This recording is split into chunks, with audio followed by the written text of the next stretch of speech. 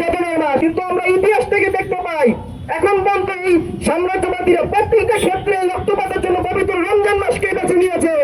সেই আফগানিস্তান, সেই ইরাক, সেই ভেনেজুয়েলা, এখন তাদের চোখ পড়েছে সেই ইরানের উপর। সেই ফিলিস্তিনের মতো ইরানকেও তারা রক্ত গঙ্গায় পরিণত করতে চাচ্ছে। কিন্তু আমরা মুসলিম বিশ্ব সবাই হাত উঠিয়ে বসে রয়েছি। আমরা মুসলিমরা কি পারি না প্রতিবাদ করতে? অবশ্যই পারি, কিন্তু আমরা আটকে রয়েছি আমাদের সেই কৃত্রিম বিভাজনের মাঝখানে। এখন অনেকে ভাবতে পারি যে আমরা বাংলাদেশ থেকে এই ঢাকা বিশ্ববিদ্যালয়ে ছোট একটা আন্দোলন করে কি হবে। মনে রাখতে হবে, ঢাকা বিশ্ববিদ্যালয় বাংলাদেশ ও বিশ্বের প্রতিটি সংকটময় মুহূর্তে ছিল বিপ্লবী কণ্ঠ। বিপ্লবীরা জন্ম নিয়েছে ঢাকা বিশ্ববিদ্যালয় থেকে। সেই বিপ্লবীদের কণ্ঠে আমরা যদি এক একজন মানুষ আজকে প্রতিবাদ শুরু করি, সে পুরো বিশ্ব প্রতিবাদে পরিণত হবে। আমাদের এইখানে প্রতিবাদ ছড়িয়ে যাবে সারা বিশ্বে।